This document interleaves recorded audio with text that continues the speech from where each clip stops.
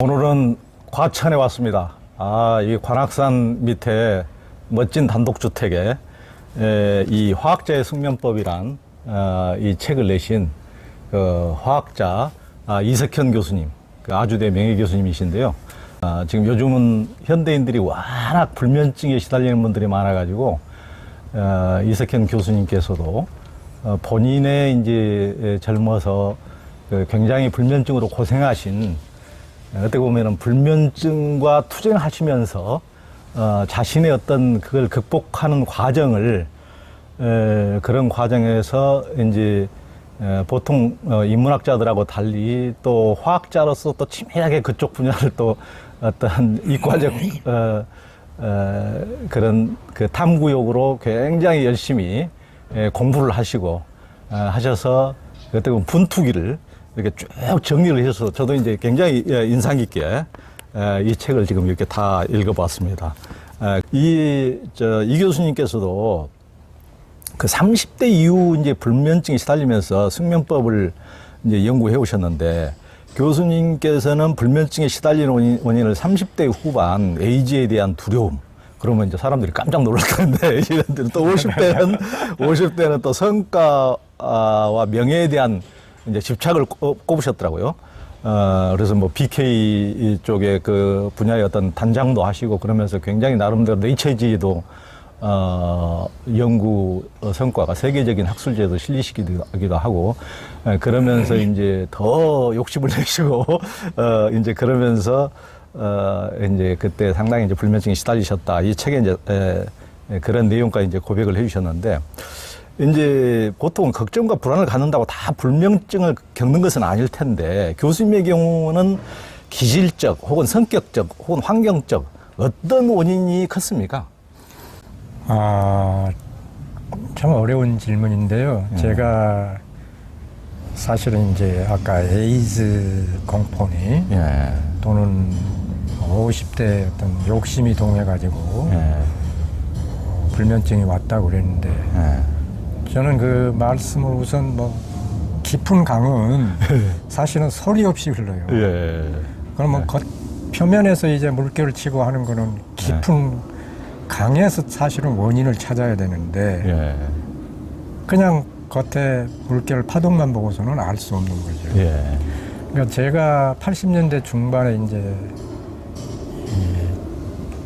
에이즈 공포라고 말은 그랬는데 사실은 제가 이렇게 한 35년 돌아보고 이 책을 쓰면서 보니까 그건 단지 표피에 붙어있는 마치 껌딱지 같은 거다. 껌딱지가 겉에 붙어서 뭐 보기 싫게 되어 있지만 사실은 그 깊은 이면에는 내 마음속에 문제가 있지 않았나. 그러니까 오히려 저는 내면의 세계에서 겉으로 나타난 뭐 에이즈 공포니 또는 50대 때 어떤 불면 이런 거를 한번 찾아보고 싶었습니다. 우리 모두가 표면에 나타나는 어떤 표상을 가지고 얘기하지 말고 좀 더 깊이 있는 내면의 세계로 들어가라. 그러니까 그러면 저는 그때 뭐가 문제였냐. 아까 말씀드렸듯이 유학 갔다 와서 한 10여 년 이제 학교에서 뭐 바쁘게 뭐 논문도 발표하고 강의도 하고 하다 보니까 일종의 매너리즘에 빠질 시기예요. 그럼 흔히 이제 그걸 성공 후유증, 한숨 딱 돌리는. 그렇죠. 한숨. 그렇죠. 성공 후유증이다. 그렇게 얘기할 수도 있죠. 그 시점에 이제 이게 나타난 겁니다. 그럼 성공 후유증이란 뭐냐? 우리 모두가 다 그 당시에는 오로지 성공을 향해서만 달렸어요. 그렇죠. 그러니까 요즘에는 이제 워크하고 라이프 밸런스를 이룬다고 그래서 어떻게 보면은 일과 삶을 병행하려고 그러는 거예요. 그때는 일과 삶이 오로지 목표. 그렇죠. 뭔가 성공하는 신화를 써야 되는 거죠. 그렇죠. 오직 일밖에 없었죠. 그렇죠. 먹고 살기가 힘드니까. 그래서 저는 그때 이제 일과 삶의 밸런스가 이제 적절한 이루어져야 되는데 그 일의 재미를 못 느끼기 시작한 거예요. 왜냐? 성공을 한 것 같은데 남들이 보면 뭐 회전의자에 앉아가지고 교수가 우리나라는 또 하기만 하고 오면 잘 되어 있었어요. 그러니까 별다르게 뭐 조교하면서 어떤 층층시학 교수님 밑에서 고생한 적도 별로 없고 교수 되려고 또 앉아서 이제 별로 어려움 없이 교수가 되다 보니까 뭔가 이제 회의가 생기는 거예요. 학생들은 좀 마음에 또 안 들고. 예. 대학이랑 강의한다는 게 이게 뭔가. 성공을 한 것 같은데 문제가 있더라고요. 그래서 이제 흔히들 제가 이 책을 쓰면서도 이 자리를 빌어서 이제 꼭 말씀드리고 싶은 거는 정신과 의사님들, 원로 의사님들, 제가 이제 임상 경험이 없지 않습니까? 그분들 책을 많이 정독을 했습니다. 왜냐하면 제 부족한 임상 경험을 간접 경험이라도 늘려야 되니까. 그래서 이제 이시영 박사님이나 이근우 박사님 이런 분들이 이제 임상 사례들을 많이 읽으면서 제가 보기에는 그러면은 성공 다음에는 뭐가 있느냐? 소화. 내가 디보트 헌신해야 될 게 뭐 있느냐? 성공 다음에. 그때는 나이도 젊고 아직은 제가 50대하고는 또 다르단 말이에요. 이제 30대 후반이니까 뭔가 다른 목표가 있어야 되겠는데 그 목표가 뭐 거창하게 얘기하면 뭐 학문적으로 이제 뭔가 성취를 하고 싶은데 학교의 어떤 분위기는 강의는 그때 졸업학점이 160학점에다가 강의하기도 바쁜데다가 짜투리 시간들에 뭐 연구할 수 없어요. 우리 아주대학만 해도 당시에 뭐 연구실을 갖추고 실험할 수 있는 여건이 안 돼 있었어요. 우리 아주대학이 4대 공과대학으로 그나마 상당히 포지션이 잘 되어 있는 공과대학인데도 그랬단 말이에요. 그래서 이제 그러니까 성취해야 될 게 뭐냐. 그 동기가 사라져 버린 거예요. 그래서 그 순간부터는 제가 헤매는 거예요. 이제 뭔가 방향이 이제 흔들리는 거죠. 제가 목표가 흔들리면 뭐만 보이느냐. 모든 사람이. 오히려 장애물만 보인다는 말을 저는 믿습니다. 어느 맹인이 저는 한 말을 들었어요. 미국에 있는 맹인인데 정말 인간 성공을 했죠. 미국의 연방법원에 막 판사까지도 하던 분인데 목표가 흔들리면 장애물만 보이는 거예요. 모든 사람이 그럴 겁니다. 내가 오로지 목표를 향해서 가면 장애물은 약간 뒤로 물러나 있는 거죠. 그러니까 저한테는 장애물만 보이는 거예요. 학교 갔던 강의도 재미도 없다. 뭐 이러는 순간에 이제 이런 것들이 도드라진 겁니다. 그러니까 우리가 표면적으로 뭔가 좀 방황한다 할 때는 사실은 내면에 깊은 일이 일어나고 있다.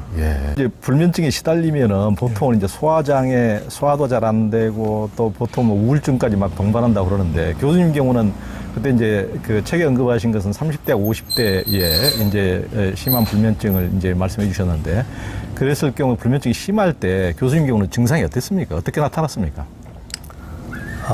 그 문제도 쉬운 문제는 아닙니다. 증상은 아까 말씀드린 대로 표피적인 거죠. 표상이죠. 사람마다 다르게 나타날 수 있죠. 저의 경우에는 불면증이 심하면 제일 저를 기분을 가라앉게 하는 게 눈에 실핏줄이 터져요. 잠을 못 자면. 그러면은 이 실핏줄이 눈이 빨가니까 사람들이 인사하다도 눈이 왜 이러세요? 또 잠 못 자고 할 때는 얼굴 색이 또 좋을 리가 없지 않습니까? 아이고 아프세요? 이게 가라앉게 만드는 거예요. 이게 사회적인 동물인데 기왕 인사를 좀 밝게 해주면 좋을 텐데 더 힘들죠 이제. 더 힘들어요. 잠 못 자서 보기가 싫어요. 보기가 싫어요. 이제 그 다음부터는 이거 내 실핏줄이 한 일주일 가야 이제 붉은기가 사라진단 말이에요.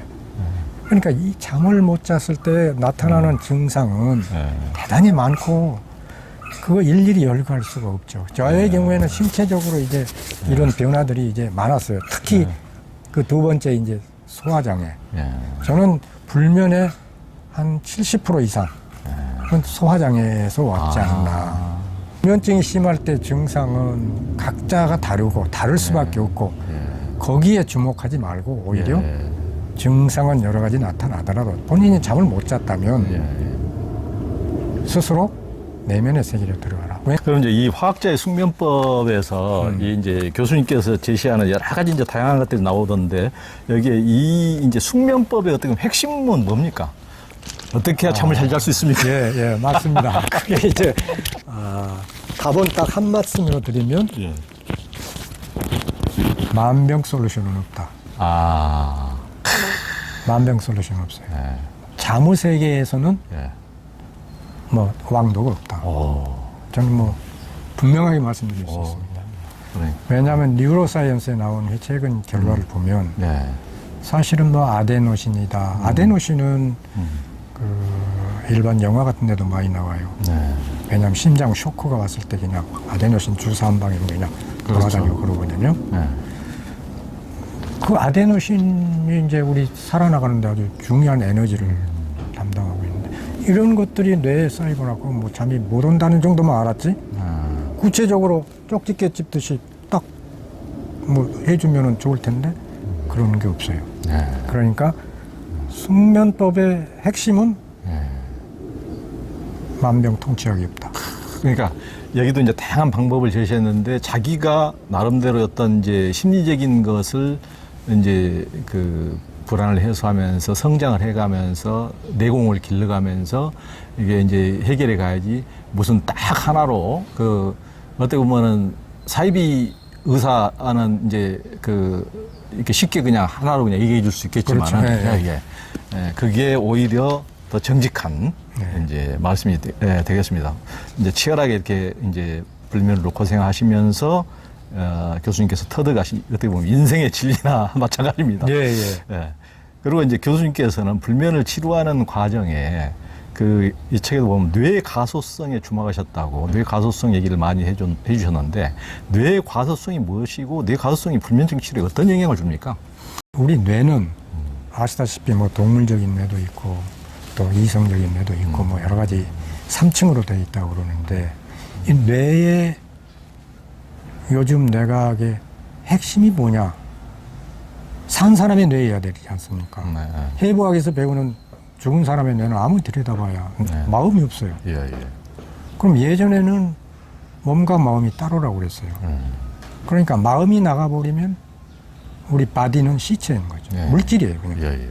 그러니까 어떻게 보면 몸과 마음이 따로 놀았던 거죠. 네. 몸은 몸, 마음은 마음. 저는 이걸 과감하게 버려라. 네. 결코 우리 마음과 몸은 따로 노는 게 아니다. 예. 마음이 먼저고 마음이 주인이고 몸은 나중에 따라가느냐. 저는 아니다. 예. 그러면 그 몸의 사람은 뭐냐? 사실은 우리가 이제 화학자 입장에서 보면 누구나 삶이라는 거는 항상성입니다. 예. 어제 오늘 오늘도 우리 조현 기자님도 그렇고 저도 그렇고 아마 수천억 개의 세포가 지금 죽고 있어요. 예. 또 그럼 만들어야 되지 않습니까? 세포 하나하나 만들 때마다 그 안에 DNA라고 하는 유전 물질이 세포 속에 들어가 있어요. 그럼 하루에 수천억씩 죽고 살고 하는 이 삶을 유지하는데 핵심이 뭐냐? 그건 복원력이에요. 그러니까 변화가 일어나면 그 변화에 적응하는 행위 하나하나가 마음이라는 거죠. 예, 예. 이게 중요합니다. 저는 몸하고 마음이 따로 노는 게 아니라 네. 내가 사실은 조영 기자님 뭐 악수를 했다. 그럼 악수하는 순간에 손을 통해서 오는 촉감 또 이분의 촉감을 느끼면서 과거에 어땠을까? 제 머릿속에 복잡한 생각들 다 있어요. 이게 다 제 마음이고 이 순간만큼은 조영 기자님 머릿속에도 그 마음이 들어있다고요. 그런데 사람들은 DNA가 전부인 양 얘기하는데 DNA라는 고분자는 생명을 이어주기는 하지만 예. 지켜주지는 못해요. 아. 저는 그렇게 믿습니다. 예. 그러니까 지켜주는 거는 사회적인 관계 또는 자연, 문화 환경이죠.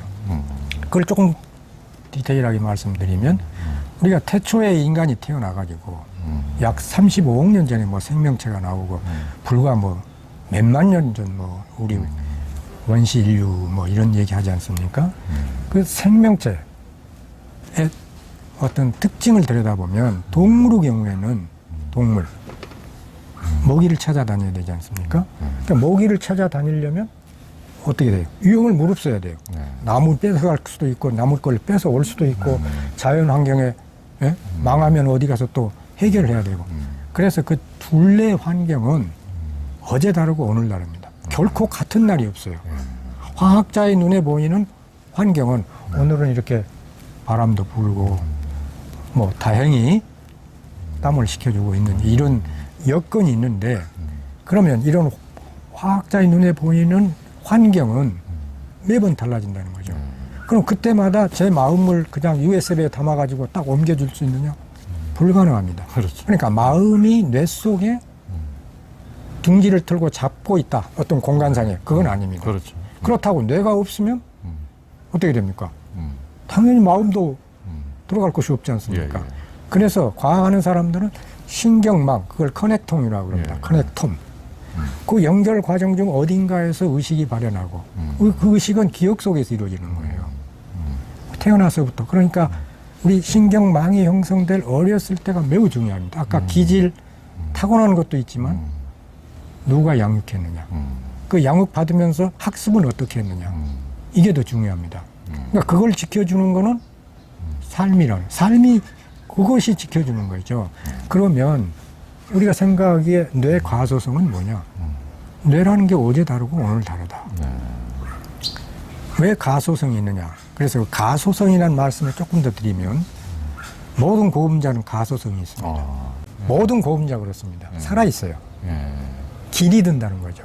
우리 뇌도 신경세포가 뭐 전에는 한 번 만들어지면 아니다. 뭐 여러 가지 말들이 많았는데 신경세포가 한 15개가 된다 또는 10%가 전체 된다 그러면 그 세포 하나하나가 사실은 생기고 또 죽고 그걸 반복하는 겁니다. 그때 신경망이 새로 만들어지기도 하고 안 만들어지기도 하고 차이가 있어요. 그러면 사람 인간의 차이는 저는 인간의 존엄성이 어디서 나오느냐. 백지 상태에서 태어난 인간은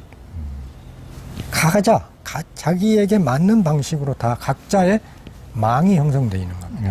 근데 그때 제일 중요한 건 뭐냐면 어렸을 때일수록 빠르죠. 왜냐하면 신경망이 형성될 때 바로 잡아주면 제일 좋은데 혹여 이제 그런 여건에서 성장하지 못했다면 나중에는 피를 깎는 노력이 필요합니다. 그러니까 자신을 알라는 거는 내가 과거에 이런 트라우마를 겪었지만 그것이 어쩌면 내가 어렸을 때 이런 환경적 요인이었다. 아니면 아니다. 정신과 의사라는 사람들이 뭡니까? 뭐 지금 무의식의 세계가 있느냐 없느냐 어떤 철학자는 무의식이라는 게 없다고도 그러는데 프로이드 같은 사람은 아주 중요하지 않습니까? 그러면 과거에 무의식 쪽에 잠재되어 있는 것들 때문에 지금 정신과적으로 보면 문제가 있다.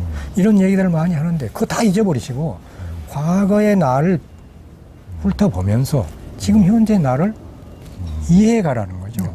그 이해의 바탕에서 자신이 강해지는 거니까. 그래서 저는 아까 가소성은 뭐냐.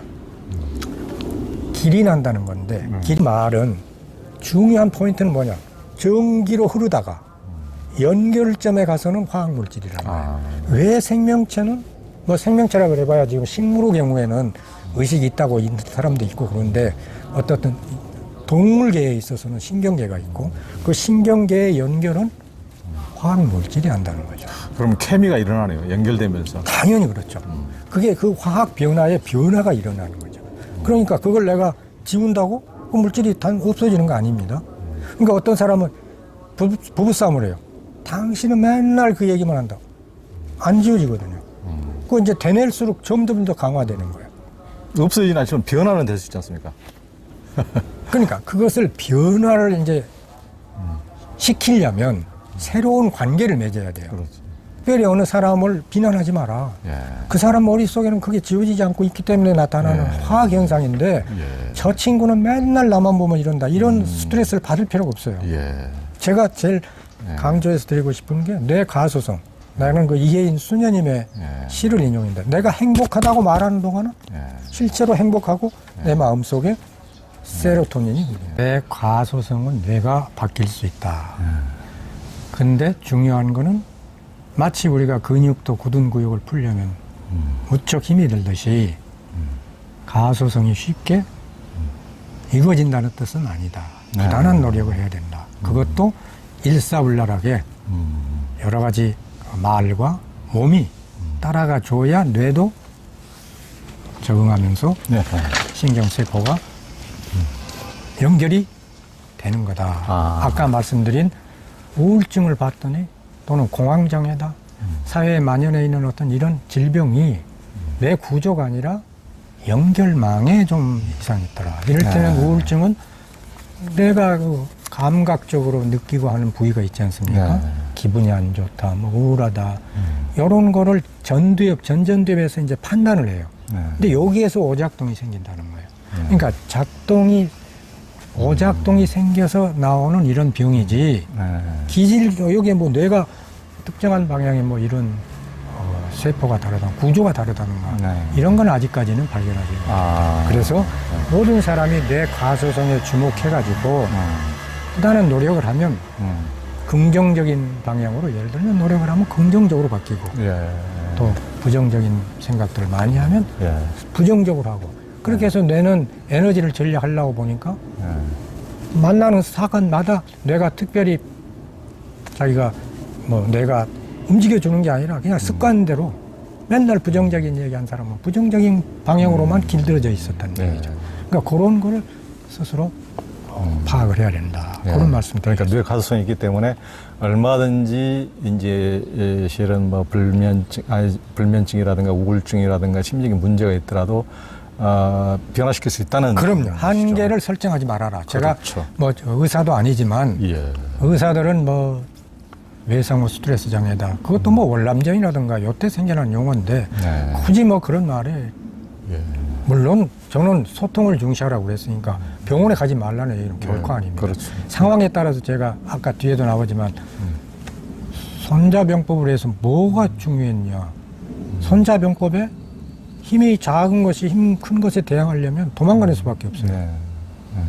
내가 내 몸으로 안 되는 거를 억지로 하려고 하면 안 되는 거죠. 그 위기, 사지를 죽을 수 있는 공간이 있으면 일단 벗어나고 봐야 되는 거예요. 그래서 내 몸이 회복이 됐을 때 된다는 거죠. 교수님이 이제 숙면을 위해서 운동의 중요성도 굉장히 이제 강조를 해주시는데요. 운동 평상시에도 이게 뭐 관악산 가까우니까 관악산도 많이 다니시고 또 아침에 일어나시자마자 그부터 체조 비슷한 운동 하신다고 그러는데 어떻습니까? 그게 아주 저는 그 운동은 그야말로 아까 말씀드린 만능 솔루션이다. 만능. 흔히 이제 아까 뭐 감소라고 이제 우울증을 그랬는데 골방에 들어 있으면 안 되는 거예요. 운동을 한다는 거는요, 가만히 씹기만 해도 운동을 하는 겁니다. 먹을 때. 그러면 세로토닌이 나와요. 아까 이근우 박사님 얘기해 드렸잖아요. 우울증을 봤더니 뇌 기능상에는 없다. 그럼 뭐 때문이냐? 조사를 해봤더니 세로토닌이 관계한다는 거예요.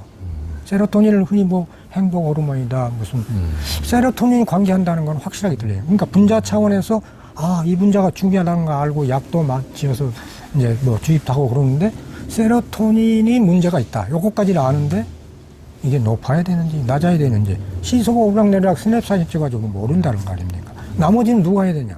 내가 찾아야 되는 각자가. 의사가 찾아주는 거 아니에요. 의사가 자꾸 정신과 가면 뭐라 그러냐면 얘기만 해주면 된다고 그래요. 얘기만 들어주면. 자기가 뭐 할 얘기 없대요. 좀 가만히 들어만 주고 어쩌다 한 마씩 그냥 마치 판소리 할 때 추임새 넣듯이 그 추임새가 매우 중요하지 않습니까? 딱 들어주고 이러면서 인정을 해주고 그 길을 가는데 뭔가 좀 도움이 될 만한 나침판이 될 만한 거 쥐어주는 건데 제가 말씀드린 운동은 뭐냐? 꼭 가서 뭐 이렇게 뛰어라. 두 가지가 있어요, 운동에. 하나는 걷고 씹고 뭐 하는 것들이 다 운동이에요. 그렇게 되면 이제 교감신경이 활성화되면서 덩달아서 부교감신경도 활성화돼요. 그럼 아까 세포가 1000억 개가 뭐 죽고 산다고 그랬는데 잠자는 첫 번째 사이클 얘기지 않았습니까? 90분 동안에 무슨 일이 일어나느냐? 비넌-렘 그러니까 렘 수면의 경우에는 뭐가 일어나냐? 성장세포라는 거예요. 성장세포. 우리가 성장 호르몬도 해서 애들 뭐 키가 작은 사람들 뭐 성장 호르몬을 주사도 놓고 하는데 성장 호르몬이 제일 많이 나오는 거예요. 그러면 뭐 우리 같이 나이가 성인들은 성장 호르몬이 왜 필요하냐 할지 모르지만 아까 말씀드렸잖아요. 1000억 개 세포가 만들어지려면 역시 성장이죠. 그럴 때 가장 중요한 거죠. 1단계 수면에서 거의 90% 해결된다는 거예요. 그러니까 잠을 뭐 몇 시간 잤냐 뭐 이런 거 남들 얘기 듣지 말라고. 저는 네 멸로 역정은 네가 써라.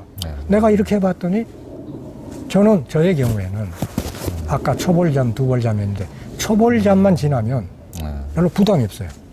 근데 좀 못 자면 그 다음날 좀 더 자면 되고. 근데 초벌잠이 안 되는 날이 한 2주, 3주 이어지면 이제 불면으로 간단 말이에요. 그러니까 아까 말씀하신 운동이 어떠냐? 두 가지가 있어요. 이렇게 평소에 하는 운동들을 해서 호메오스타스에서 뭔가 항상성을 유지할 수 있으면 오케이. 그런데 이미 내가 불면에 빠졌다. 아니면 내가 어떤 우울감의 터널 속에 있다. 그럴 때는 뭔가 자극이, 새로운 자극이 필요한 거죠. 그럴 때 운동은 달라야 되는 겁니다. 일상 운동 가지고는 안 돼요. 왜냐하면 뇌에 한 군데만 계속 이렇게 빛이 들어오니까 이놈을 다른 데로 옮겨줘야 돼요. 그러려면 어떻게 해야 될까요? 뭔가 도파민이라든가 이런 거 활성화시켜서 다른 부위를 자극을 해야 돼요. 뇌에. 뇌의 다른 부위를 자극한다는 거는 조금 산책 정도의 운동 가지고는 안 된다. 그게 뭐 정신과 의사의 얘기입니다. 그러니까 내가 우울감 속에 어떤 들어있을 때는 이때는 이제 더 큰 자극이 필요하다. 그럴 때는 마라톤을 한다든가 의도적으로 의도를 가지고 하라는 거야. 야, 의도를 가지고 하면은 오늘 내가 똑같이 그냥 걸었어요. 그거보다는 오늘 내가 1000걸음 걸었는데 내일은 내가 1010걸음 걷겠다. 의도가 있지 않습니까? 예. 그리고 1010걸음을 걸으면 나에게 뭐가 올까요? 성취감이 온다고요. 성취감이 오면은 기분이 일단 좋아져요. 아, 내가 해냈구나. 그게 꼭 뭐 높은 그런 거야. 그러니까 내가 그럴 때는 운동이 좀 이제 과해질 필요가 있는 거죠. 왜냐? 이걸 부추길 때 너무 올라가 있으니까 그때는 강제로라도. 그러니까 그때는 이제 뭘 해야 되느냐? 내가 그거 안 될 때는 두 가지 있어요. 하나는 전문의 찾아가야죠. 그러나 대부분의 경우에는 저는 소통을 강화해라. 고통은 나눌수록, 그러니까 사랑한 사람 고통은 내가 짐을 져주기도 하지만 그 짐은 이미 나누는 순간에 총량은 줄어든 거거든요. 그러니까 자기의 어떤 내면의 회복 탄력성을 키우는 데는 소통 외에는 없어요. 그래서 제가 처음에 말씀드린 잠도 마찬가지입니다. 제가 이렇게 말씀을 많이 하고 막걸리라도 한잔 하면서 얘기를 많이 하지 않습니까? 저녁에 잠 잘 자요. 왜냐하면 맨날 잠 생각만 하고 있다가 딴 세계에 몰입하지 않습니까? 술도 어떤 사람은 저 책에도 그랬습니다. 숙면에 방해된다. 그건 한 면이에요. 맨 뒤에 제가 강조했던 거는 이 책에 없는 거. 제가 마지막에 뭐라 그러냐. 백약이 무효라. 내 그럴 줄 알았다고 썼어요. 그거 읽어보셨나 모르겠어요. 백약이 무효라. 내 그럴 줄 알았다. 당신이 써내가는 건 당신의 면로역정이다. 오로지 당신만 믿고 끝까지 당신을 믿고 가라. 그런 얘기인데 지금 말씀드린 것도 그겁니다. 그러니까 멸로역정이라는 것은 지금 철로역정을 빗대서 천국에 가는 길이 아니고 이제 숙면을 위한 길로 멸로역정이라고 자기만의 멸로역정을 짜야 된다. 아, 그런 것입니다. 그러니까 남이 하는 얘기에 휩쓸리지 말고 자를 좀 더 성찰을 하라. 그런 말씀이죠. 교수님께서 이제 불안과 불면 관리에서 감사의 중요성을 굉장히 강조하셨는데 왜 그러셨는 겁니까? 감사를 하게 되면 저는 이제 어느 성경 구절도 제가 인용을 했습니다만은 감사가 뭐냐? 감사는 의식적으로 하는 뭐 여러 가지 그런 감사도 있지만 마음에서 우러나는 감사는 반드시 뇌에서 좋은 호르몬이 작용을 하는 거예요. 감사는. 그러니까 세로토닌이라든가 이런 행복 호르몬이 작용을 하기 때문에 되는 거죠. 그러니까 쌍방관계예요. 내가 감사하면 세로토닌이 나와요. 세로토닌이 나오면 또 나는 감사하게 되고 감사하니까 또 더 운동을 한다든가 이런. 그러니까 감사라는 거는 어떤 마음의 하나의 상태인데 똑같은 현상을 두고 내가 감사하게 받을 수 있고 안 받을 수 있는데 제가 감사를 절감한 게 뭐냐. 제일 관련돼서 중요한 게 수면이었어요. 왜냐하면 수면이라는 건 다른 사람들은 잘 자거든요. 특별히 감사할 게 없어요. 힘들면 자고. 근데 잠 못 잔 사람한테는요, 하루 잘 자고 나면은 정말 그렇게 기쁠 수가 없어요. 기쁨의 원천이 된다고요. 기쁨에. 감사를 느껴요. 잠 잘 자는 것만으로도 기뻐한다고. 그런 것은 뭐냐? 바로 생존적인 삶입니다. 아까 워크하고 라이프의 밸런스다 하는 거는 생존 삶이냐 아니면 실존적인 삶이냐. 생존 삶이라는 건 내가 숨 쉬고 자고 먹고 이게 원활하면 저는 이제 소화라든가 여러 가지 마음하고 연결된 이런 요인으로 해서 잠은 못 잤지만 생존적인 삶으로 가야 되는 거예요. 그럴 때는. 내가 우울증에 빠져 있다, 두려움에 쌓여 있다 하면 생존적인 삶으로 가라. 그건 뭐냐? 내가 숨 쉬고 있다는 것도 기쁜 일이다. 감사하라. 그러면서 조금씩 바꿔가야 되는 거예요. 내가 이게 갑자기 펴나가면 근육이 끊어집니다. 우리 근육도 조금씩 아프기 직전까지 이렇게 하다가 조금씩 늘려가라 가지 않습니까? 네. 우리 마음속에, 마음의 근육도 마찬가지예요. 그러니까 감사를 하면은 여러 가지 우리 몸속의 여건이 긍정적으로 바뀐다. 긍정적으로 바뀌면 내가 골방에 틀 앉아서 남을 의식한 게 아니라 나는 아무라도 붙들고 이 얘기하고 싶어지고. 그게 이제 나이 들어갈수록 더 쉽더라고. 옛날에는 다 자기 신념이 있고 자기가 쌓아놓은 어떤 벽이 있어요. 자존감이랄까 뭐 이런 것들하고 있어가지고 남한테 막 이런 거 묻는 거는 좀 창피하기도 하고 이런. 그게 아니에요. 오히려 자기 자신을 열어버리면 자기가 낮은 데로 내려가는 그 순간부터 자기는 마음이 넓어지는 거예요. 누구에나 들어오는 거예요. 바다처럼 어떤 것이 들어와도 내가 수용을 한다고요. 그래서 아까 감사도 뭐냐? 우리 마음속에 어떤 좋은 호르몬이 나오게 유도해 주는 거다.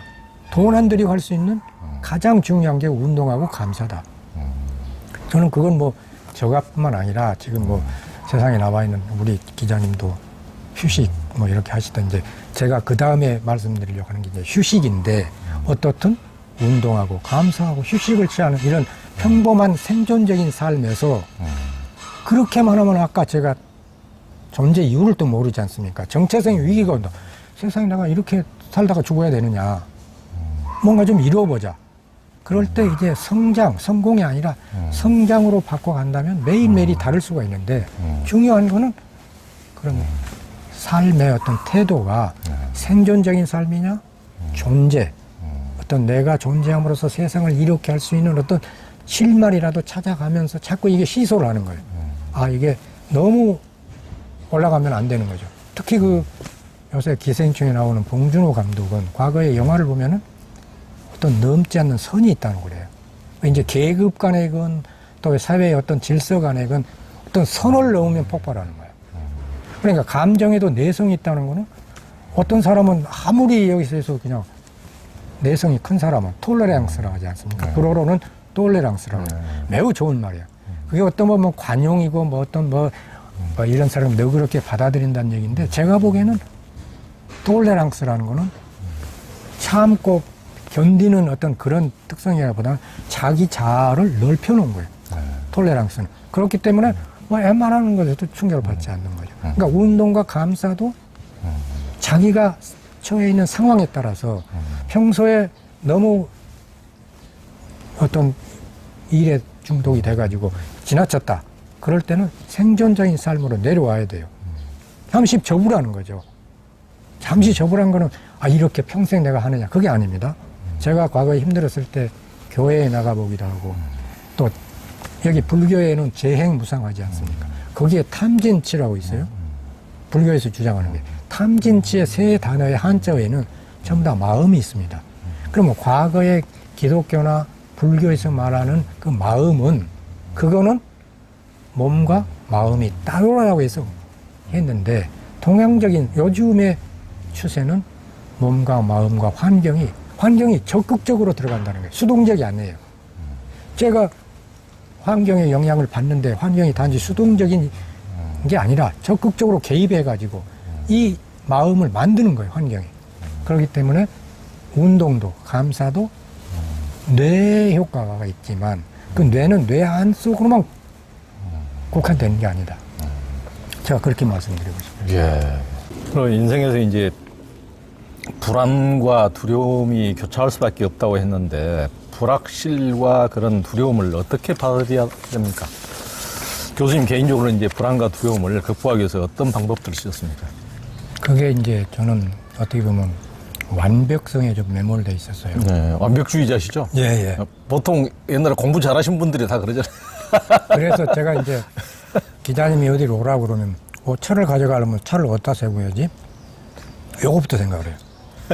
그러니까 머릿속에 복잡한 사람이죠. 그래서 어느 순간부터는 뇌를 쉬겨야 되는데 뇌 속에 세포가 그 전달을 하는데 걸리는 전압을 내가 이렇게 거시적인 스케일로 한 1cm당 거기에 걸리는 전압이 얼마냐 10만 볼트예요.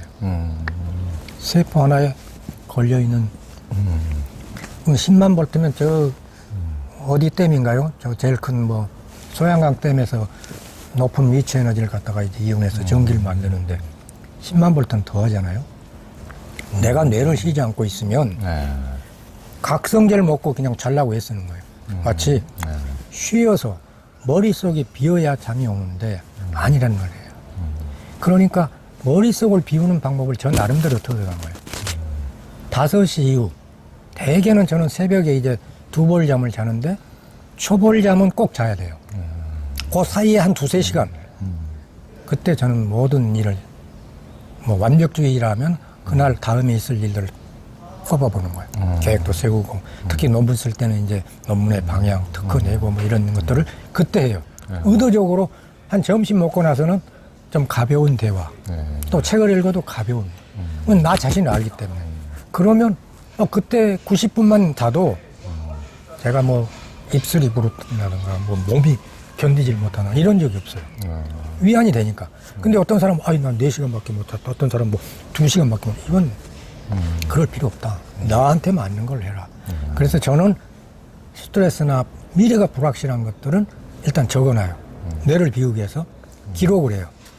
그러니까 자다가도 생각날 때가 있어요. 자꾸 이게 꼬리에 꼬리를 무니까 딱 적어놓고 더 이상 생각하지 말고. 그걸 훈련을 했어요. 그러지 않으면은 자꾸 이 머릿속에 생각한다는 건 아까 10만 볼트의 전압이 지금 걸려있고 에너지를 쓴다는 얘기 아닙니까? 그러니까 머릿속을 비우려면 에너지를 쓰지 말아야 되는데 이런데 다 긴장돼가지고 있다는 거예요. 그러니까 그거를 스스로 찾아내야 되는 거죠. 그러니까 완벽주의자 같으면은 오전 중에 대충 끝내라. 그런 생각은 나머지는 뭐 자기 루틴한 일 할 수 있지 않습니까? 회사에서 일하면서도. 그러나 회사에 뭐 발표를 한다든가 뭔가 조금 상사와 관계에서 좀 뭐 일들을 할 때는 좀 긴장이 되는 거 아니겠어요? 그럴 때는 대개는 오전 내지 새벽에 끝내라. 밤늦게까지 가져가지 말라는 거예요. 그러니까 지금 교수님께서 그 이제 수면 패턴을 나름대로 이제 이 책에서 제시하시면서 이제 초벌잠 처음에 한 90분 정도만 자도 인간이 이제 완전히 그 망가지는 일은 없으니까 초벌잠이 중요하니까 그것만 자도 그 이후에는 설사 못 잔다 하더라도 너무 막 걱정하고 불안해하지 말라는 그렇죠. 말씀이신 거죠. 그러니까 잘해야 하지 마라. 잠은 제발로 와야 된다. 그럴 때는 그냥 쉬어라. 누워서 쉬기만 해도 풀린다 근육은. 그러니까 억지로 자려고 그러면 잠은 도망가는 거예요. 현대인들은 이제 경쟁사에 내몰려서 이제 죽기 살기로 달려야 겨우 살 수 있다는 이제 강박증에 시달리는 사람들이 많죠. 이제 교수님께서 50대 불면증 시달렸다는 것은 상당한 학술적 성과를 내면서부터 했다는데요. 비슷한 일을 이제 겪는 요즘 사람도 다 이제 그런 경쟁에 내몰려 있으니까 그런 후학들을 위해서 뭐라고 좀 경험을 나누시겠습니까? 그것도 아까 이제 초두에도 그런 질문이 있었는데 저는 제 자신을 제가 몰랐다. 제가 이제 네이처에 논문도 내고 내기 전에 사람들이 뭐라고 그러느냐. 공개된 뭐 문헌에다 내면 기술 보호를 받을 수가 없다.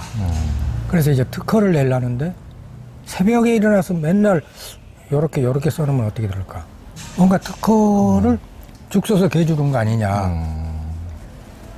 이게 때문에 새벽에 초벌잠 자고 나도 매번 그러다가 그럼 새벽에서 중간에 깼다가 대개는 뭐 1-2시간 지나면 제가 라디오를 종종 듣는데 그냥 별 부담 없이 이렇게 듣다가 잠들면 저한테는 아주 컨디션이 좋아요.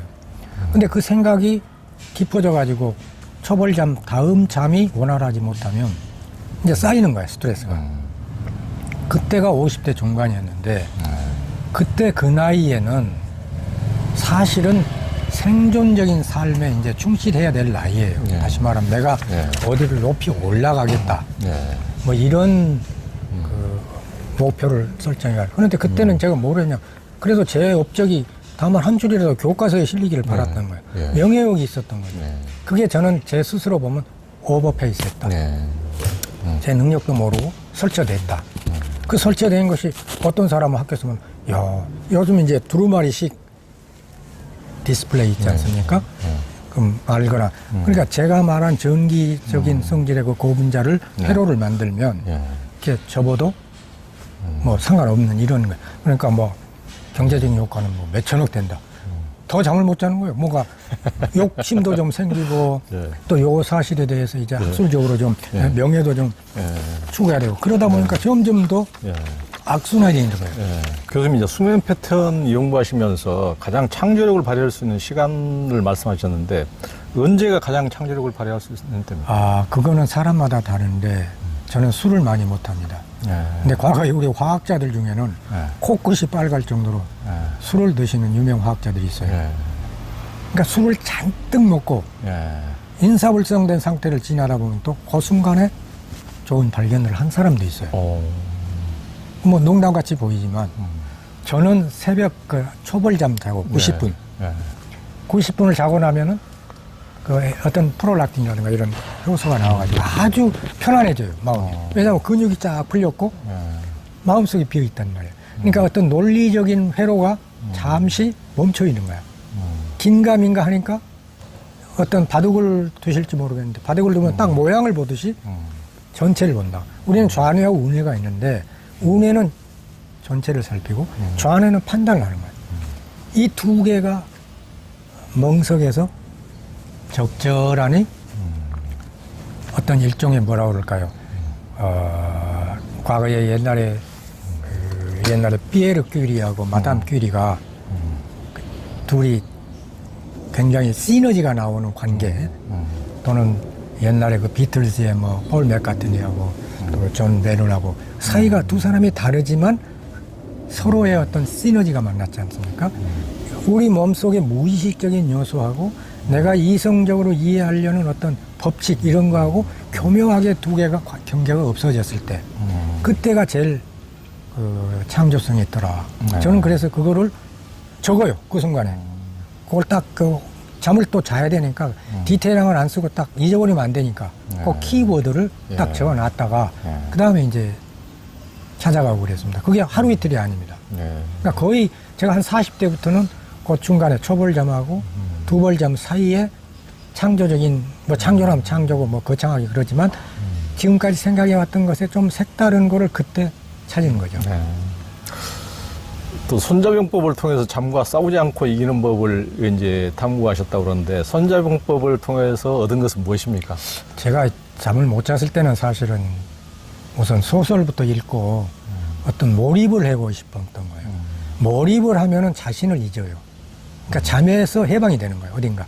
그래서 읽었는데 책을 쓰려고 보니까 이거 오르무진 거예요. 내만이 알고 있는 거를 어떻게 또 일반적인 책으로 낼까. 그러다 보니까 우리 마음속에 있는 내면의 전쟁이 춘추 전국시대의 어떤 국제적인 환경하고 비슷하더라. 전쟁의 성격이 어제 다르고 오늘 다르고 다르다고요. 수시로 움직이는 세력 관계가 있지 않습니까? 그래서 저는 책을 쓰는 데는 이런 걸 중요한 말들은 좀 손자병법에 나와 있는 지혜를 살려보자. 그게 정말 사지에 막혔을 때는 도망가라. 별 도리 없다. 다시 말하면 의사를 찾아가든가 무슨 수면제를 먹던가. 그건 너무 부담스러워 하지 마라. 중요한 거는 몸은 거짓말을 하지 않으니까 그러면서 몸을 자꾸 단련시키면 보이지 않는 마음이지만 몸으로서 그 마음을 극복하면 다시 마음이 움직인다고. 그럼 그걸 강조하고 싶었던 거죠. 예전에 이제 이혼론에서 뭐 마음만 중요하다든가 몸을 뭐 등한시하거나 그런 했는데 이제 교수님은 몸과 마음의 상호작용이기 때문에 똑같이 중요하고. 그럼요. 환경도 또 거기에 똑같이 중요하고. 그렇죠. 환경도. 그러니까 운동이나 이런 거 몸을 변화시킴으로써 마음도 변화시킬 수 있다는. 그럼요. 말씀입니다. 저는 그걸 굳게 믿습니다. 그래서 나중에 어떨 때 그 질문이 있던데 술 한잔 하니까 또 매운 걸 정말 못 먹었어요. 제가 위장이 때문에. 그럼 잠을 못 잤거든요. 그럼 어느 날은 한번 먹어보자. 커피도 한번 마셔보자. 그리고 도전을 했어요. 별 이상이 없더라고요. 내가 굳게 믿었던 뭐 사람들 얘기하면 뭐 이러면 매운 걸 먹으면 뭐 이상이 어떻고 역류성 다 무시하고 신나게 한번 먹어보자.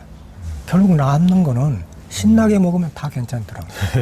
지금 장에 굉장히 많이 중요성이 드러나고 있어요. 장에 우리가 외부에서 오는 어떤 저 얘기를 하나 예를 들면 제가 전에는 우유를 먹어도 괜찮았어요.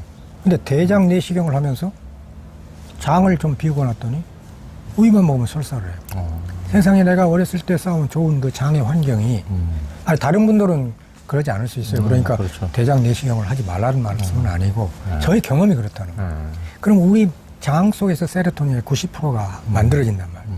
그런데 장에서 들어갈 때 가령 니코틴 여긴 아니면 여기 커피에 이제 또 뭐 카페인 또 여기 양귀비 뭐 마약 해당 이런 것들이 뇌에 들어가 버리면 뇌가 잘못 인식을 해요. 이게 가령 양귀비 나와 있는 모르핀이 오니까 기분이 좋은데 그 기분이 좋은 거는 우리가 엔도르핀이라고 해서 생체 내에서 만드는 것에 비해서 800분의 1밖에 안 돼요. 쾌감은. 왜냐? 생체에서 만들어내는 거는 뭐라고 그랬죠? 제가 딱 열쇠 자물쇠 한 거예요. 단백질이 요렇게 형성이 돼가지고 채널을 만들어줬는데 어떤 수용체를 만들어서 이렇게 연결이 되겠단 말이에요. 그러니까 기쁜데 그러면은 양귀비가 왔기 때문에 자꾸 이러면 엔도르핀이 안 만들어져요. 왜냐하면 균형을 유지하고 있는데 필요하거든. 그럼 자꾸 엔도르핀 만드는 그 과정은 없단 말이에요. 그럼 그 다음에 자발적 생성 과정이 그렇죠. 없어져 버리는 네. 거죠. 그럼 쾌감을 느끼려면 어떻게 해요? 더 많이 먹어야 되죠. 그렇죠. 이게 중독에 빠지는 거죠. 그래서 우리 뇌에 가는데 이제 그런 것까지는 다 아는데 뇌에 비슷한 거 설탕이 들어가면 뭐하고 같으냐? 우리 뇌에 들어가 있는 포도당하고 구조가 비슷해요. 그러니까 이놈이 들어가서 뇌에 들어가면은 자꾸 이제 설탕이 포도당식으로 작용하다 보면 여러 가지 부작용이 생겨요. 그래서 그러면 내가 모르핀을 먹었을 때하고 단백질 내지는 엔도르핀이 기타 호르몬이 작용했을 때 뭐가 다르냐? 효과는 이쪽이 굉장히 높은데 작용 시간은 매우 짧아요. 엔도르핀은 아주 짧아요. 그럴 수밖에 없어요. 왜냐하면 우리 몸은 항상성을 유지해야 되기 때문에 올라가면 내려가야지. 그러니까 작용 시간을 길게 할 수는 없어요. 그렇지만 오르락내리락 하면서 항상성을 찾는데 우리 몸이 최고라는 거죠. 우리는 내 몸은 거짓말을 안 하니까 움직이면 세로토닌 또는 움직이면 뭐 내가 이렇게 보고 기쁜 마음, 사랑하는 마음을 가지면 옥시토신. 내가 그런데 요즘 걱정스러운 게 있어요. 비대면이다 보니까 사회적 동물이 제가 우리 기자님도 그 말씀해 주셨던데 사회적 동물이 요즘 사회성이 없어진다.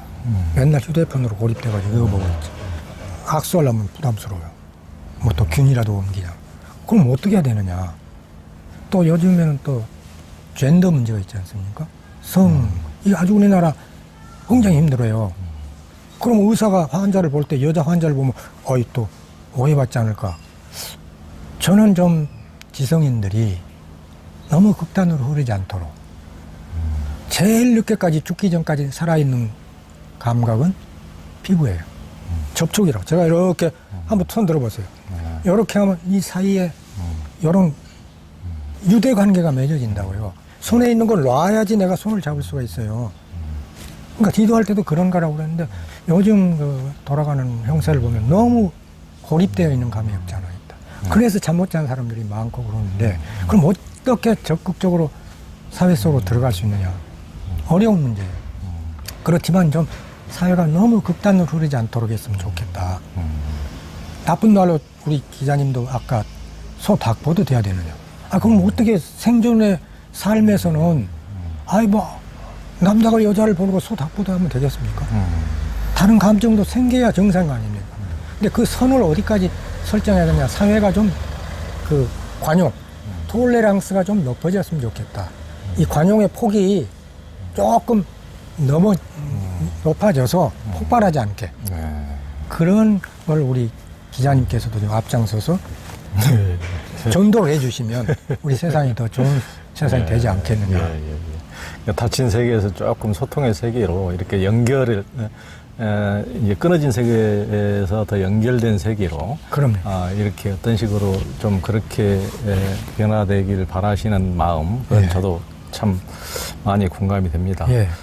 그래서 마지막 제가 이영표 축구 선수 있잖아요. 제 책에도 인용을 했는데 우리가 흔히 keep the ball 하면은 야, 너 볼 간직에 놓치지 말고 자기 keep 하라는 뜻 그렇게 이해되잖아요. 이 양반이 영국 프로 축구단에 갔다 오더니 keep은 패스라는 거예요. 패스. 혼자 가지고 있지 마라. 그러려면 가지고 있기 힘들다. 예, 예. 소통을 해라. 예. 축구와 경기가 끝나면은 소통을 하잖아요. 야, 이럴 때는 이렇게 하고. 이게 팀으로 이루어진다. 개개인이 아니고. 예. 그래서 제일 중요한 거는 소통하는 거다. 만나든 악수를 하든 자꾸 소통을 해라. 그게 공감 정도를 떠나서 아까 자각을 하고 학습까지 이루어지면 최상이다. 그러니까 공감을 일으키는 것도 매우 중요해요. 앞으로 젊은 애들이 만약에 어떤 덕성을 키운다면 공감을 해줘야 돼요. 나하고 다른 개체가 있다는 거를. 그 다음에 공감한 거는 그냥 수긍하는 거니까 자기에게 어떤 별다른 변화를 안 가져오지만 그걸 자각을 하고 스스로 묻고 자기가 변화되다 보면 또 다른 세상이 열린다는 거죠. 네.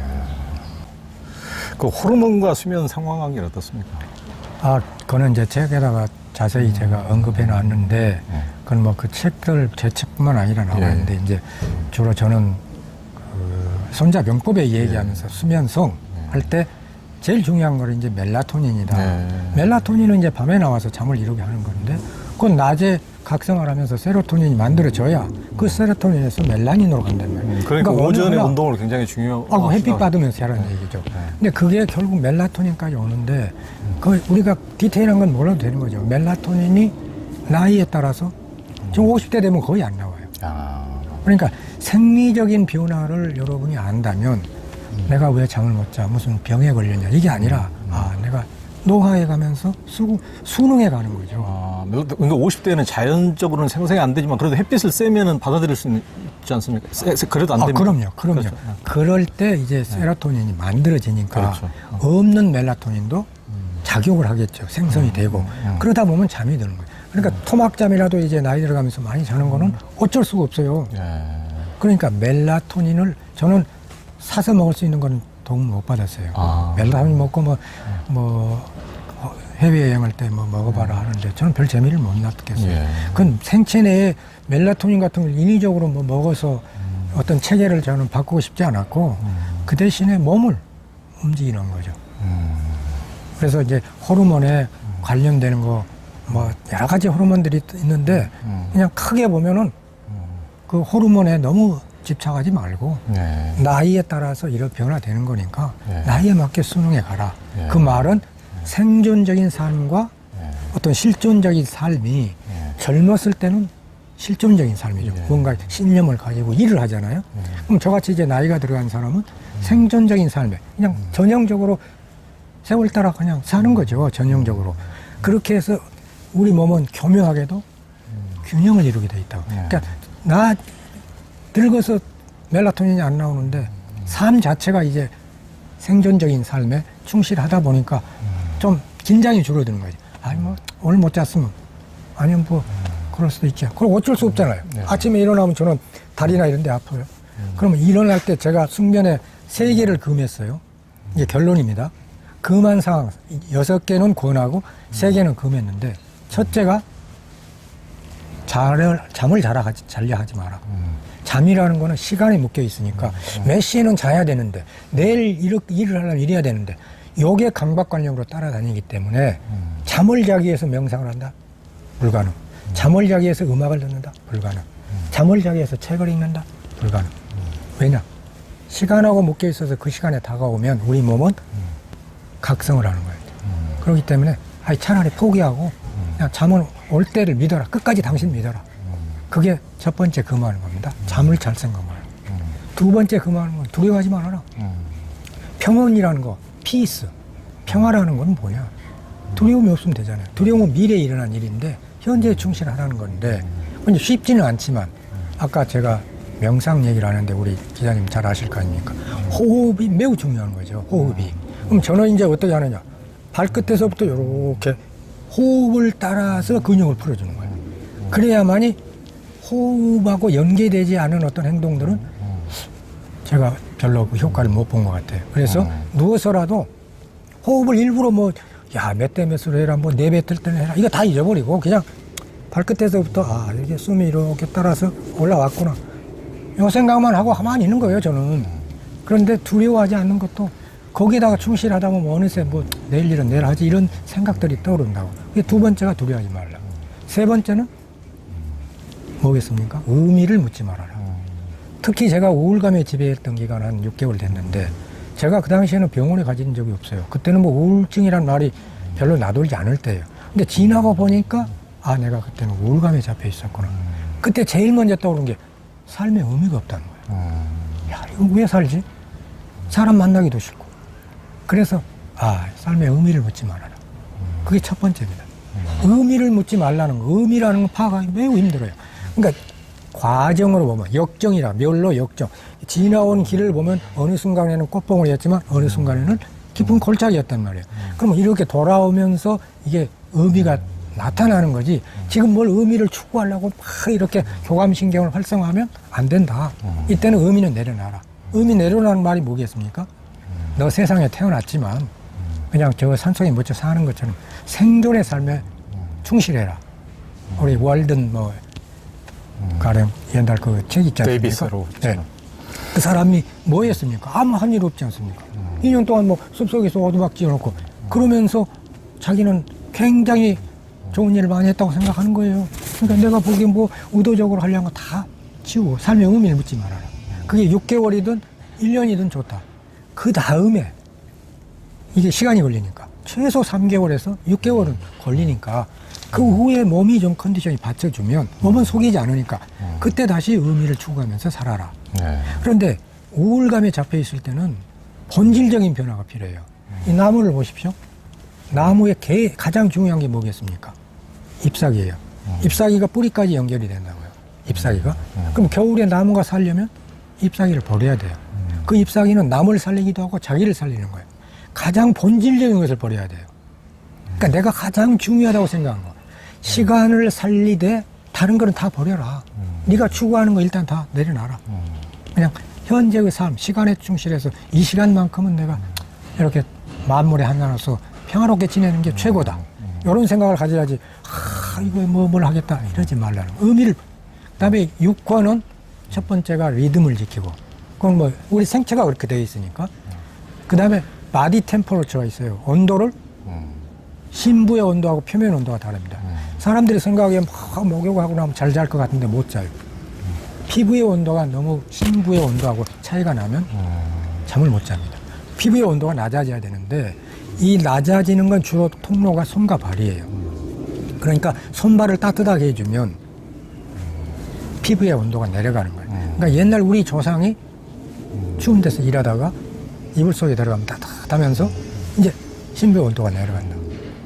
그러다가 새벽에는 이제 좀 열이 덜 불을 안 떼는 게 식지 않습니까? 그럼 그때는 깊은 잠에 드는 거예요. 아주 정말 우리 조상들이 현명했던 거죠. 그러니까 온도 차이를 심부 온도처럼 줄여주려면 적어도 한 2-3시간 전에 이제 샤워를 이제 목욕을 한다든가 해야지 갑자기 또 이게 좋다고 이렇게 하면 안 돼요. 자기에게 맞는 걸 해야 되는데 저는 별로 그렇게 원하지는 않아요. 그냥 가볍게 샤워하면서 이렇게 하는 건 좋지만 탕 속에서 뭐 뜨거운 물에 들어가고 저하고는 체질이 안 맞더라고요. 그런데 두 번째가 그러니까 온도, 체온을 낮춰라. 지금 미국에서 권장하는 건 18도에서 24도인데 저는 우리 아이들이 오면 아주 놀래요. 너무 덥다. 이거 뭐하고냐. 막 추우면 에어컨 켜고 저는 에어컨을 해놨습니다. 별로 안 하고. 그냥 겨울에 또 난방도 아파트하고는 다르지 않습니까? 그러니까 저한테는 훨씬 좋아요. 그리고 눈이 각막이 이제 막 눈물이 마르고 이럴 때는 안 좋거든요. 습기가 떨어지면. 그런데 그것도 이거와 관련이 됐다고. 온도. 그러니까 이 체온이 좀 낮아져야 된다는 거죠. 주변이 너무 뜨겁다. 그리고 눈을 감아야 되는 거죠. 물론. 왜냐하면 모든 채널에 우리 에너지의 80%를 눈이 쓴단 말이에요. 그러니까 눈을 뜨고서 뭘 하려면 그건 안 되는 거예요. 그게 세 번째입니까? 두 번째. 두 번째. 바디 템퍼러처. 바디 템퍼러처. 세 번째는? 세 번째는 이제 거기에 BMW 뭐 이렇게 바디 그다음에 메디테이션 뭐 이제 이런 여러 가지 얘기를 했는데 우리가 세 번째, 네 번째, 다섯 번째 이런 거는 이제 세 번째는 저는 소화입니다. 소화. 위장이 매우 중요하다. 먹기 3시간 전에는 자기 3시간 전에 먹지 마라. 그 어떤 의사 양반 쓴 책은 뭐 위에 부담이 적은 순서를 해놨더라고요. 그건 자기가 찾아야 돼요. 그러니까 먹는 것이 굉장히 이건 우주하고 교감하는 거예요. 먹는 거는. 그런데 제가 이렇게 가령 기자님하고 대담할 때 뭘 먹으면 전 소화가 안 됩니다. 이미 교감신경이 활성화돼 가지고 내 소화 체계가 긴장을 하고 있어요. 아. 안 나와요, 소해소가. 그러니까 제가 목적 자체로 그냥 즐겁게 하면 되는데 제가 의도를 가지고 이 기자님한테 어떻게 좀 저를 잘 보여가지고 이렇게 하려고 의도를 가지고 하지 않습니까? 그건 목적 이해잖아요. 내가 만남 자체에다가 의미를 두면서 이분은 어떻게 살아왔나 또 내가 이런 걸 물으면 이렇게 되면 괜찮은데 그러니까 내가 학생들하고 이렇게 얘기할 때는 부담이 없는데 조금 뭐 이제 긴장해야 될 사람들하고 얘기하면서 먹잖아요. 소화가 안 돼요. 그래서 소화력이 굉장히 중요하다. 자기 전에는 3시간 전에는 먹지 마라. 물은 보수라고 그랬어요. 아주 귀중하다. 왜냐하면 에너지를 소모하는데 잠을 못 자면 에너지 소모가 크지 않습니까? 물이 들어가지 않으면 수승화강이에요. 물이 올라가야 되는데 물을 많이 먹어줘야 돼요. 그러니까 물은 좀 먹어라. 그렇지만 다른 건 먹지 마라. 그러고 자기가 찾아라.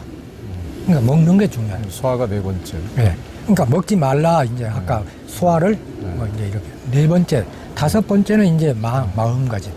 아까 얘기했던 긍정적으로 살아라. 또는 뭐 명상을 해라. 그런 얘기들이잖아요. 말씀하셨죠. 6번째. 6번째는 다른 사람들은 별로 그런 이야기를 하지 않았는데 그건 저만의 비결이에요.